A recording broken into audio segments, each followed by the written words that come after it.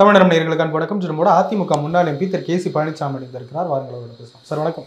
வணக்கம் தம்பி. செல்லூர் ராஜு அவர்கள் பேசிய ஒரு ஆடியோ பரபரப்பை கிளப்பியிருக்கு. ஒரு கட்சிக்காரர் ரொம்ப மோசமாக கெட்ட கெட்ட வார்த்தையில் திட்டுறாரு. என்னை பற்றி போய் மேல இடத்துல போட்டு கொடுத்துட்டியா அப்படின்னு சொல்லி எப்படி பார்க்குறீங்க? பொதுவாகவே திரு எடப்பாடி பழனிசாமி அவர்களோடு இருக்கிற அந்தந்த அமைச்சர்கள் அந்தந்த மாவட்டங்களில் குறுநில மன்னர்களாக இதெல்லாம் திமுகவை பற்றி ஒரு காலத்தில் அதிமுகவில் குறை சொல்லிட்டு இருப்பாங்க. அதிமுக தொண்டர்களுக்கான இயக்கம், திமுக குறுநில மன்னர்களுக்கான இயக்கம்னு. அப்போ அந்த குறுநில மன்னர்கள் செல்லூர் ராஜுது டேப் வந்திருக்குது, மற்றவங்களுக்கு இன்னும் வரல, அவ்வளோதான். மற்றபடி எல்லா மாவட்டங்கள்லையும் சேலம் உள்பட, இப்போ சேலம்னா எடப்பாடி பழனிசாமி, கோயம்புத்தூர்னா வேலுமணி, நாமக்கல்னா தங்கமணி, மதுரைனா செல்லூர், அது மாநகர் புறநகர், அந்த மாதிரி மாவட்ட அளவில் குறுநில மன்னர்கள். அவர்களை தாண்டி யாரும் பெருசாக வளர்ந்துட முடியாது. அதுக்கு என்ன காரணம்னா, இவர்கள் தயவில் எடப்பாடி பழனிசாமி பொதுச் செயலாளராக அமர்ந்திருக்கிறார். அதே போல் அதுக்கு கீழே அவர்களும் பார்த்தீங்கன்னா அவர்கள் மரியாதை கொடுப்பது பொதுக்குழு உறுப்பினர்கள், செயற்குழு உறுப்பினர்கள், அவ்வளோதான். மற்றபடி சாதாரண தொண்டர்களை பற்றியெல்லாம் அவங்களுக்கு கவலை இல்லை, தேவையில்லை. அவங்களுக்கு இந்த மனநிலையில் தான் இருக்குது. அதுக்கு ஒரு எடுத்துக்காட்டு திரு செல்லூர் ராஜு அவர். அந்த நபர் சொல்கிறார் ஆடியோவில், நீங்கள்லாம் வந்து களத்துக்கு வரவே இல்லை, வேலை பார்க்கவே இல்லை அப்படின்ற மாதிரி சொல்கிறார். எடப்பாடி பழனிசாமிகிட்டையும் அப்படி தான் புகார் போயிருக்கும் போல். உண்மையாகவே உள்ளூர் நிர்வாகிகள்லாம் இன்வால்வ் புகாரை வச்சு என்ன எடப்பாடி பழனிசாமி என்னத்தை செஞ்சிருவார்? நடவடிக்கை எடுப்பார் சார். என்ன நடவடிக்கை எடுத்துருவார்? செல்லூர் ராஜை கட்சி விட்டு நீக்கிடுவாரா? ஏங்க நீங்கள் சொல்லுங்கள் பார்க்கலாம். பொதுச் செயலாளர்லாம் நீக்கிட்டாருன்னா நீக்க சொல்லுங்க பார்க்கலான்னு சொல்கிறேன். அப்போ எல்லா மாவட்டத்தில் இருக்கிறவனும் சரமாரிக்கு அந்தந்த மாவட்ட அமைச்சர்கள் மீது, பொறுப்பாளர்கள் மீது கொண்டு வந்து கொடுப்பாங்க. எல்லாத்துலேயும் நடவடிக்கை எடுப்பாரா என்ன? சும்மா இதெல்லாம் சீன் போடுறதுங்க. கொஞ்ச நாள் கழித்து அந்த குற்றம், அந்த கட்சி தொண்டர் ஒருத்தர் சொல்கிறார் இல்லைங்களா, அவரை வேற ஏதாவது ஒரு காரணத்தை சொல்லி நீக்கிடுவாங்க. பயப்படுறாரோ எடப்பாடி பழனிசாமி மாவட்ட நிர்வாகிகளுக்கு? அவர்கள் தயவில் இவர் இருக்கார், இவர் தயவில் அவங்க இல்லை. ஒரு தலைவர் எப்போ இவர் தயவில் கீழே மாவட்டங்களில் இருப்பாங்கன்னா, இந்த தலைவர் பெயரை சொன்னால் ஓட்டு விழுகும். இப்போ புரட்சி தலைவர் எம்ஜிஆருக்கு சொல்லுவாங்க இல்லையா, அண்ணாவே ராமச்சந்திரா உன் முகத்தை காட்டு 30 லட்சம் வாக்குகள் கிடைக்கும்னு. அந்த சக்தி உள்ளவரா எடப்பாடி பழனிசாமி? அவர்கிட்ட இருக்கிறது பணம். 80 லட்சம் ஓட்டு அவர் முகத்துக்கு தானே. அப்பா உன்னை கிள்ளி பார்த்துக்கப்பா.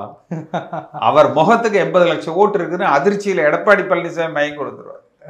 ரெட்டலை சின்னத்துக்கும் அதிமுக கட்சி இந்த பெயர்களுக்கு விழுந்த ஓட்டு, எடப்பாடி பழனிசாமிக்கு அந்த 80 லட்சத்தில் 8 ஓட்டு கூட விழுந்திருக்காரு. இப்போ செல்லூர் ராஜு பேசுகிறத பார்க்குறப்ப தோல்வின்றது போராடி பெற்ற தோல்வி இல்லை, அவங்களே விட்டு கொடுத்துட்டாங்க, அவங்களுக்கே விருப்பம் இல்லாமல் அப்படியே சுணக்கமாக இருந்துட்டாங்க அப்படின்னு தான் புரிஞ்சுக்க முடியும். இல்லை, பல இது வந்து விட்டு கொடுத்துட்டாங்களோ போராடினாங்களோ, தலைமைக்கு தகுதியற்றவர் எடப்பாடி பழனிசாமி. தொண்டர்கள் கிட்டேருந்து இந்த இயக்கம் விலகி சென்று விட்டது. மாவட்ட அளவில் குறுநில மன்னர்கள்.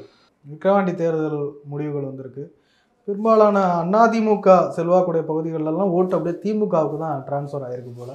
எப்படி பார்க்குறீங்க? திராவிட இயக்கம் அப்படின்ற வகையில் ஏற்றுக்கிட்டாங்களா? அதாவது களத்தில் இந்துத்துவாவா திராவிடமா என்றால் நான் திராவிடம், திமுகவா அதிமுகவா என்றால் நான் அதிமுக. இதுதான் எல்லா அதிமுக காரங்களுடைய மனநிலை. அதிமுக ஒரு சாஃப்ட் ஹிந்துத்துவா அப்படிம்பாங்களே. இல்லை, சாஃப்ட் ஹிந்துத்துவா தான். அது இந்துத்துவாவா திராவிடமான என்ன? திராவிடத்தில் சாஃப்ட் இந்துத்துவா இருக்குல்ல. ஓகே. திராவிடத்தில் என்னோட பல இன்டர்வியூகளில் பாருங்கள், நான் நெத்தியில் பொட்டு வச்சுருப்பேன், கோயிலுக்கு போயிட்டு வந்திருப்பேன். அப்போ திமுகவில் அது எந்த அளவுக்கு இருக்குன்னு தெரியல.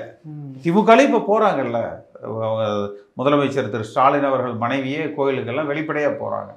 ஸோ கலைஞர் கால திமுக வேற, இன்றைய திமுக வேற. இல்லை, திமுகவை எதிர்த்து ஆரம்பிக்கப்பட்ட இயக்கம் இப்போ திமுகவை நோக்கி உங்கள் வாக்குகள்லாம் புதிய ஆபத்து இல்லையா கட்சிக்கு?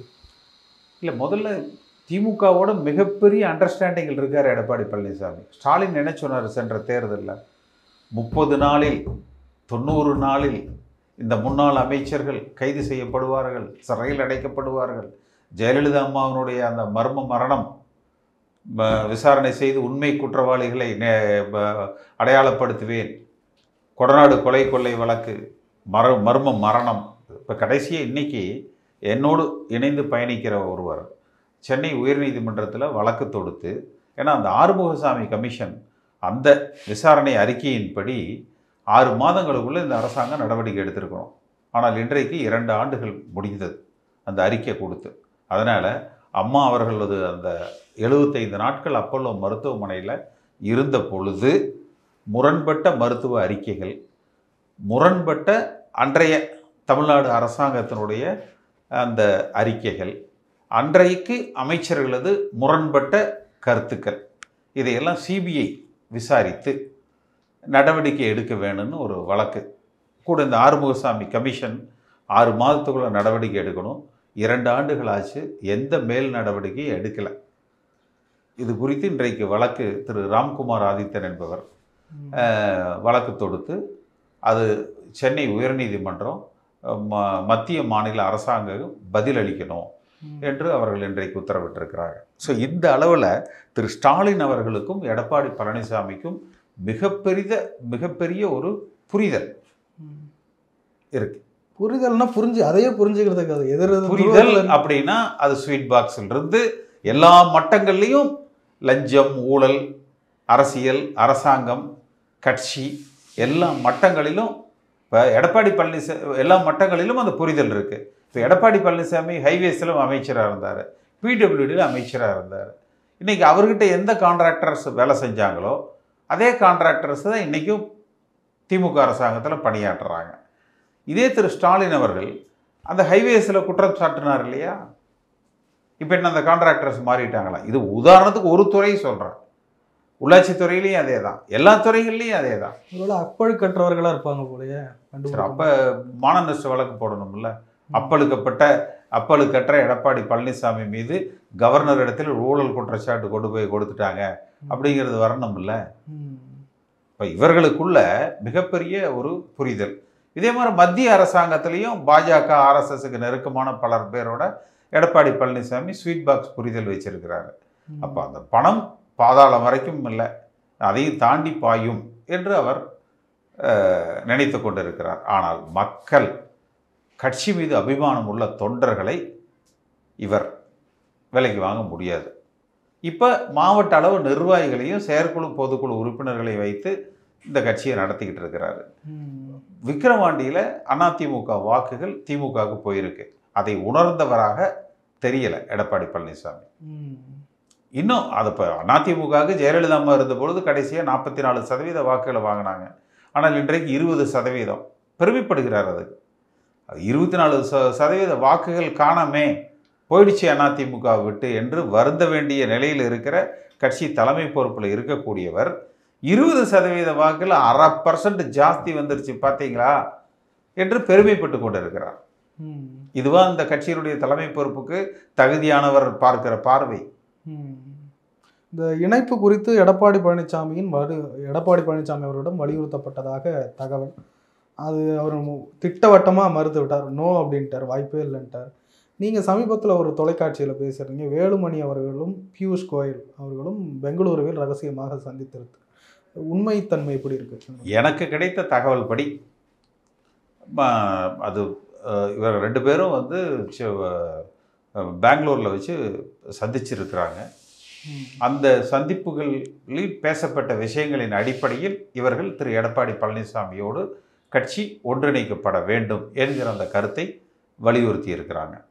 இதில் பாஜக அக்கறைப்படுதோ கட்சி ஒன்றிணைக்கணும்னு? இப்போ உடைச்சதே அப்படின்ற ஒரு பேச்சு தான் இருக்கும். இல்லை, உடைச்சவங்களே இணைக்கிறதுக்கு முயற்சி செய்யக்கூடாதுன்னு என்ன இருக்கு? இல்லை, அதுக்கு பின்னாடி என்ன ஒரு கணக்கு இருக்கு? சும்மா அவர்களது கணக்கு என்பது அதிமுகவை பலகீனப்படுத்தி இப்போ அண்ணாமலை சொல்கிறாருல்ல, கூட்டணி அரசாங்கம் தான் 2026. அப்போ குறைந்தபட்சம் பாஜக துணை முதலமைச்சராவது வேண்டும் என்பதில் அவங்க குறியாக இருக்கிறாங்க. இதை 2 விஷயம் பார்க்கணும். கட்சி பலப்படுத்தினா தனிச்சு நின்று வெற்றி பெறலாம். இது என் போன்ற புரட்சித் தலைவர் காலத்து உண்மையான அதிமுக ரத்தம் ஓடுகிறவர்களது எண்ண ஓட்டம். அது பல குற்றச்சாட்டு. என்னை விட சசிகலாவை கடுமையாக விமர்சித்தவர்கள் இருக்க முடியாது, என்னை விட கடுமையாக ஓபிஎஸ்ஐ விமர்சித்தவர்கள் இருக்க முடியாது, என்னை விட கடுமையாக எடப்பாடியை விமர்சித்தவர்கள் இருக்க முடியாது. ஆனால் இருந்தாலும் இந்த இயக்கத்தின் நலன் கருதி எல்லோரும் ஒன்றிணைய வேண்டும். அப்படி ஒன்றிணைந்தால் மட்டும்தான், ஒன்றுபட்ட அதிமுகவாக இருந்தால் மட்டும்தான் திமுகவை நாம் வெற்றி கொள்ள முடியும். ஆனால் எடப்பாடி பழனிசாமி என்ன நினைக்கிறார்? இணைப்பு தேவையில்லை, கூட்டணியை நான் வச்சுப்பேன். பாஜக உள்பட, பாஜக இல்லைங்கிறாங்க, நேரடியாகவோ மறைமுகமாகவோ பல பேச்சுவார்த்தைகள் வந்து நடக்குது, வரலாம். இப்போ சமீபத்தில் கூட பார்த்தீங்கன்னா திரு சீமான் கொச்சையாக பேசியிருப்பார். அம்மாவை குறித்து, அவர்கள் அடக்கம் செய்யப்பட்டிருக்கிற இடம் குறித்து பேசியிருப்பார். இப்போ கிறித்தவர்கள் கல்லறையில் ஒரு பெண், அந்த கல்லறை அடக்கம் செய்யப்பட்டிருக்கிறார், பக்கத்தில் பல ஆண்கள் இது இருக்கிறது இல்லையா? அதே மாதிரி இந்துக்களில் பல இடுகாடுகள் தமிழ்நாடு முழுக்க எடுத்தீங்கன்னா, அங்கே ஒரே புதைகுழியில் இந்த மாதம் ஒருத்தர் இருக்கும், இந்த வாரம் ஒருத்தர் இருக்கும், அடுத்த வாரம் இன்னொருத்தர் இருக்கும், அடுத்த மாதம் ஒருத்தர் இருக்கும். அப்போ சீமான் சொன்ன அர்த்தத்தை பொருத்தி பாருங்க. எவ்வளவு கண்ணியமற்ற ஒரு பேச்சு, தராதற்றமற்ற ஒரு பேச்சு, எவ்வளவு ஒரு கொச்சையாக அவர் வந்து பேசியிருக்காரு. கொந்தளித்து கொதித்து எழுந்திருக்க வேண்டிய எடப்பாடி அன்கோ ஒரு வார்த்தை கூட, குறைந்தபட்ச கண்டனத்தை கூட அவர்கள் வந்து தெரிவிக்கல. நான் தான் ஒரு தொலைக்காட்சியில் அதை பற்றி பேசினேன், நான் தான் என்னுடைய சமூக வலைதளங்களில் பதிவிட்டேன். அது கிட்டத்தட்ட 300-400 பேர் ஷேர் பண்ணி 50,000-60,000 பேர் அதற்கு சீமானுக்கு கண்டனம் தெரிவிச்சிருக்கிறாங்க. இன்னும் நாளை சென்னை காவல்துறை ஆணையர் இடத்துல எங்கள் அதிமுக ஒருங்கிணைப்பு குழு சார்பாக புகார், அதாவது தமிழ்நாடு முழுக்க இவர் ஒரு கலவரத்தை உண்டாக்குகிற ஒரு நோக்கத்தோடு, வன்முறையை தூண்டுகிற உள்நோக்கத்தோடு, பொது அமைதிக்கு பங்கம் விளைவிக்கிற அந்த உள்நோக்கத்தோடு பெண்களை தரக்குறைவாக இழிவாக பேசி மானபங்கப்படுத்துறதுக்கு சமமான வார்த்தைகளை அவர் பிரயோகப்படுத்தி இருக்கிறார். இது வந்து ஒரு ஜெயலலிதா அம்மான்னு நம்ம பார்க்கக்கூடாது. அப்போ யாரோ ஒருவர் ஒரு கிறித்தவ கல்லறைக்கு போனால் சீமான் சொன்னது நினைவுக்கு வர்ற பொழுது அங்கே இருக்கிறவங்கள, அங்கே அடக்கம் செய்யப்பட்டவர்களை தவறாக நினைப்பாங்க. யாரோ ஒருவர் கிராமங்கள்லையோ நகரங்கள்லையோ இருக்கிற இடுகாடுகளுக்கு போனாங்கன்னா சீமான் பேசுனது ஞாபகத்துக்கு வந்ததுன்னா அவர் அதை கொச்சையாக நினைப்பார் இல்லையா? அப்போ இது தமிழ்நாடு தழுவிய அனைத்து பெண்களையும் இறந்தவர்களை கொச்சைப்படுத்துகிற ஒரு வன்முறையை தூண்டுகிற பேச்சை அவர் பேசியிருக்கிறார். அவர் மன்னிப்பு கேட்கணும். இல்லை, நாளை காலை நாங்கள் இந்த ஒருங்கிணைப்பு குழு சார்பாக சென்னை காவல்துறை ஆணையர் இடத்துல புகார் மனு தாக்கல் செய்கிறோம். சீமான் அவர்கள் இப்போ அதிமுகவுக்கு ஆதரவு கேட்டிருந்தார், அதிமுக கிட்ட விமர்சிக்கவும் செய்கிறார். மான மரியாதை, சூடு சொரணை, ரோசம் எல்லாத்தையும் விற்றுட்டு என்ன வேணாலும் நீ பேசு, நாங்கள் உங்க கூட வந்து கூட்டணி வச்சுக்கிறவங்க எடப்பாடி பழனிசாமி மாதிரி பணத்துக்கும் பதவிக்கும் ஆசைப்படுகிறவர்கள் அல்ல அதிமுக தொண்டர்கள். அந்த தலைவர்களது புகழ் பாட வேண்டும், கட்சியினுடைய பெயர் புகழ் நிலைத்து நிற்க வேண்டும், வலிமையான ஒன்றுபட்ட அதிமுகவாக இருக்க வேண்டும் என்று நினைப்பவர்கள் தான் அதிமுக தொண்டர்கள்.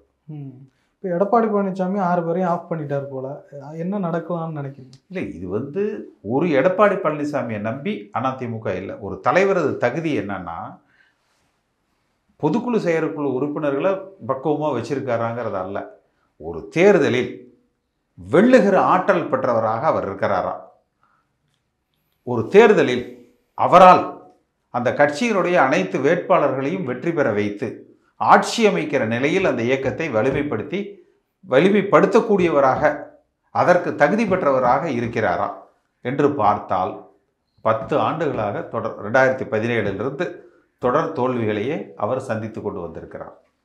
அப்போ அதனால் இவர் தலைமையில் இனி இந்த இயக்கம் வலுப்பெற வேண்டுமென்றால் அது ஒன்றுபட்ட அதிமுகவாக இருக்கணும். அப்படி இல்லைன்னா கூட்டணி கட்சிகள் வருகிற பொழுது கூட்டணி மந்திரி சபைன்னு சொல்லி இப்போவே பேசுகிறாங்க இல்லையா, அந்த பேச்சுக்கள் வந்து வலிமைப்படும். அப்போ தொண்டர்கள் இதுக்கு ஒருங்கிணைந்து ஒரு நல்ல முடிவு எடுப்பாங்க. எடப்பாடி பழனிசாமி இன்னும் ஒரு நல்ல முடிவையும் சொல்கிறார். ஓபிஎஸ், டிடிவி, சசிகலா இந்த 3 பேருக்கும் இடம் இல்லை, 3 பேருடைய ஆதரவாளர்கள் வேண்டாம் வரலாம். சரி, அப்போ ஏன் வந்து அப்போ வந்து உடனே எண்ணுது உள்பட 1,00,000 பேர் இவங்க நீக்கி இருக்கிறாங்க. அதாவது நீங்கள் சொல்கிறத நான் வேறு வார்த்தைகளில் சொல்கிறேன். பொதுக்குழுவால் நீக்கப்பட்டவர்களை தவிர, ஓபிஎஸ் பொதுக்குழுவால் நீக்கப்பட்டார், சசிகலா தினகரன் பொதுக்குழுவால் நீக்கப்பட்டார்கள். அப்போ பொதுக்குழுவால் நீக்கப்பட்டவர்கள் குறித்து பொதுக்குழு கூடி முடிவெடுக்கும். ஒருங்கிணைப்பாளர் என்கிற முறையில் இவரும் ஓபிஎஸும் சேர்ந்து கையெழுத்திட்டு நீக்கியவர்கள். அதற்கு பிறகு பொதுச் செயலாளர் என்ற முறையில் இவர் நீக்கியவர்கள். அனைத்து நீக்கங்களையும் ரத்து செய்கிறேன் அப்படின்னு அவர் அறிவிக்க சொல்லுங்க. அறிவிக்கலையே. நீங்க இவர் சொல்லுகிற இந்த மாவட்ட அளவில் பிடிச்சி கூட்டிட்டு வாங்கன்னா அந்த மாவட்ட செயலாளர் என்ன நினைப்பான்? தலைமையில் ஓபிஎஸ் இபிஎஸ் இணைஞ்சா ஓபிஎஸ் பதவிக்கு ஆபத்து வந்துடும், இபிஎஸ் பதவிக்கு ஆபத்து வந்துடும், ஓபிஎஸ் சேர்க்கக்கூடாதுங்க. மாவட்டத்தில் இருக்கிறவனும் அப்படித்தான் நினைப்பான், ஒன்றியத்தில் இருக்கிறவனும் அதே தான் நினைப்பான், நகரத்தில் இருக்கிறவனும் அதே தான் நினைப்பான். அப்போ எப்படி இயக்கம் ஒன்றிணையும்? ஒன்றிணைய வேண்டுமென்றால் வேணால் ரெண்டு பிரிவுகளை எடுத்துக்கலாம். பொதுக்குழுவால் நீக்கப்பட்டவர்களை குறித்து பொதுக்குழு முடிவெடுக்கும், மற்றவர்கள் குறித்து உடனே நீக்கங்கள் ரத்து செய்யப்படலாம். ஏன் அதை செய்யல? உங்களுக்கும் அவருக்கு தனிப்பட்ட பகைங்களா சார்? ஏன்னா பல இடத்துல எங்க அப்பாவுக்கும் அவங்க அப்பாவுக்கும் ஒரு 1000 ஏக்கர் ஒன்னா இருந்தது, அதை பிரிச்சுக்கிறதுல பகை.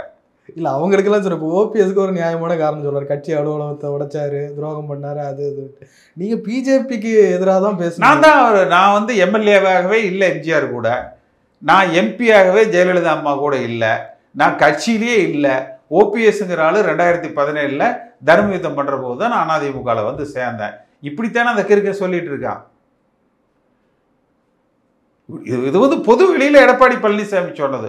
ஒன்னா மென்டலா இருக்கணும், இல்லைன்னா என்னை கண்டு அவ்வளோ பயம்.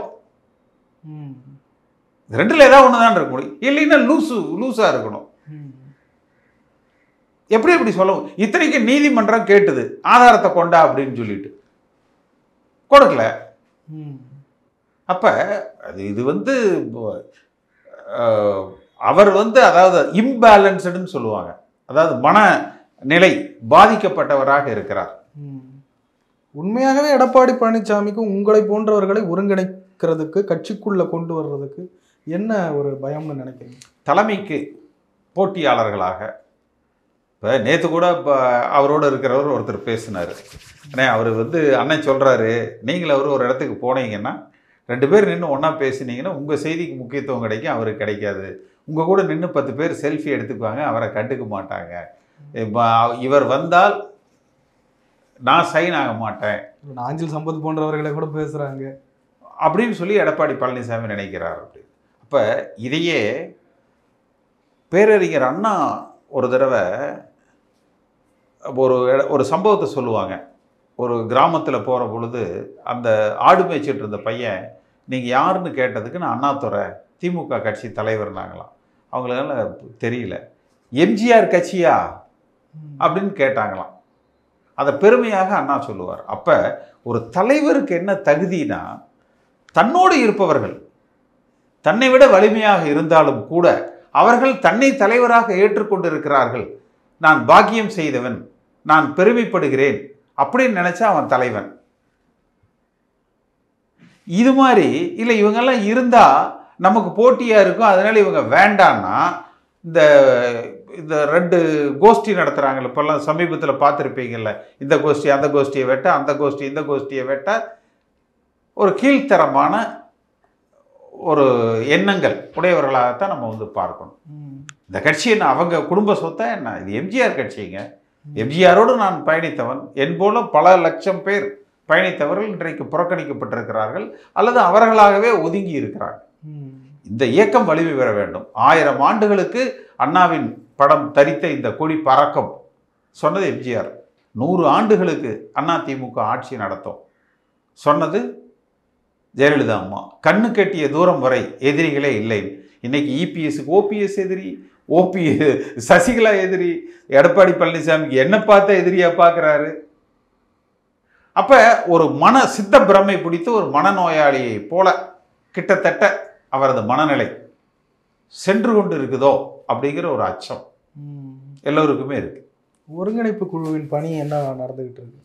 இப்போ இந்த வாரத்தில் மீண்டும் நாங்கள் சந்திக்கிறோம். தமிழகம் தழுவிய அளவில் தொண்டர்களிடத்தில் ஒரு கருத்து கேட்பு கூட்டம் சென்னையில் நடத்துகிறோம். அதற்கு அடுத்து மாவட்டம் முழுக்க ஒவ்வொரு மாவட்டமாக சென்று தொண்டர்களை சந்திக்கிறோம். எடப்பாடி பழனிசாமி சம்மதிக்காவிட்டால் இந்த இணைப்புகளுக்கு இதில் யாருமே இதில் வந்து எடப்பாடி பழனிசாமி தான் மோசம், அதுக்காக ஓபிஎஸ் உத்தமர்னால நான் சொல்ல வரல. எடப்பாடி பழனிசாமி இணையாக சிரிச்சுக்கிட்டே கழுத்து இருக்கிறவர் ஓபிஎஸ். இன்னொரு அம்மா இருக்கிறாங்க, நான் இவரை வந்து மனநோயாளின்னு சொன்ன பாருங்க, எப்பவுமே நான் தான் பொதுச் செயலர், நான் தான் பொதுச் செயலர், நான் தான் பொதுச் செயலர்னு. இந்த 3 பேரையும் ஒதுக்கி வச்சுட்டு தொண்டர்களாக இணைந்து தொண்டர்களால் ஒரு தலைமையை உருவாக்கி சாதி மதத்துக்கு அப்பாற்பட்டு லஞ்சம் ஊழலுக்கு அப்பாற்பட்ட தலைமையால் எம்ஜிஆர் வழியில் அம்மா வழியில் இந்த இயக்கம் வலிமைப்படுத்தப்படும். நீங்கள் ஒருங்கிணைப்புன்னு சொல்லிட்டு இருக்கீங்க. ஒரு தொலைக்காட்சியில் கூட உங்களை கேட்டாங்க, நீங்களே அவர் மேலே போய் கேஸை போட்டுக்கிட்டு இருக்கீங்க. இந்த நேரத்தில் இதெல்லாம் விட்டு கொடுத்து போகிற நேரம் என்ன விட்டு கொடுக்கணும்? நான் என்ன எடப்பாடி பழனிசாமி சீமான் வந்து அம்மாவை பற்றி என்ன செஞ்சாலும் விட்டு கொடுத்துட்றது? எதுக்கு விட்டு கொடுக்கணும்? அது நீங்கள் வந்து இல்லைங்க, அதாவது அவர் தெருவில் போகிறவங்கன்னு சொன்னார், அதை பற்றி கூட. ஏன்னா எனக்கு என்னை சர்டிஃபிகேட் கொடுக்குற யோகிதை எடப்பாடி பழனிசாமிக்கு இல்லை. ஆனால் இந்த கட்சியில் நான் இல்லை, 2017 தான் நான் புதுசாக வந்து ஓபிஎஸோடு சேர்ந்துருக்கிறேன். இது அவர் சொன்ன வார்த்தைகளுங்க, நூற்றுக்கணக்கான தொலைக்காட்சிகள் அது. அப்போ அது என்ன வந்து அதிமுக தொண்டர்கள் மனதில் ஏதோ கட்சிக்கு சம்பந்தம் இல்லாதவராக என்னை சித்தரிக்கிற அந்த உள்நோக்கம் வந்து மன்னிப்பு கேட்கட்டும், வருத்தம் தெரிவிக்கட்டும், இல்லை அதற்குரிய தண்டனைகளை. இப்போ ராகுல் காந்திக்கு ஒரு 2 வருஷம் போட்டு டிஸ்குவாலிஃபை பண்ணாங்க இல்லையா? நீங்கள் எடப்பாடி பழனிசாமி அதிமுகவில் தொண்டர்களால் தலைமைன்னு சொன்னதுக்கு என் மேலே பொய் வழக்கு போட்டு கைது செய்து சிறையில் அடைத்தார். அதுக்கு நான் பழி வாங்கினோம்னா நான் வந்து எடப்பாடி பழனிசாமி தலைமை ஏற்றுக்கிறேன்னு சொல்லலாமா? சொன்னேன். ஏன்? அது அரசியல், இந்த இயக்கம் வலிமைப்பட வேண்டும் என்பதற்காக. ஓபிஎஸ் இபிஎஸ் 2 பேரும் சேர்ந்து என்னை கட்சி விட்டு நீக்கிறதுக்கு கையெழுத்து போட்டாங்க. இந்த ஆளை கேட்டால் அந்த ஆளும்பா, அந்த ஆளை கேட்டால் இந்த ஆளும்பா. ஒருத்தனு கூட கட்ஸ் இல்லை. ஆமையா நான் உன்னை நீக்கினையா, இந்த தப்பு நீ செஞ்ச அதனால தான் என் நீக்கினேன் அப்படின்னு சொல்கிறதுக்கு 2 பேருக்குமே கட்ஸ் இல்லை. ஆனால் இருந்தாலும் அந்த ஓபிஎஸ் இபிஎஸ் இணையணும், அப்போ தான் இந்த கட்சி வலிமையாக இருக்கணும், நான் குரல் கொடுத்துக்கிட்டு இருக்கிறேன். அப்போ இதெல்லாம் கட்சிக்காக. ஆனால் கட்சியிலேயே நான் இல்லை, எம்ஜிஆரோட நான் இல்லை, ஜெயலலிதா அம்மாவோட இல்லை, இந்த கட்சிக்கு எனக்கு சம்பந்தம் இல்லைங்கிறத நான் ஏற்றுக்கொள்ள முடியாது. அதற்கு நிச்சயமாக அவர் தண்டிக்கப்படணும். சும்மா சார், நிறைய விஷயங்களை பகிர்ந்து கொண்டீங்க.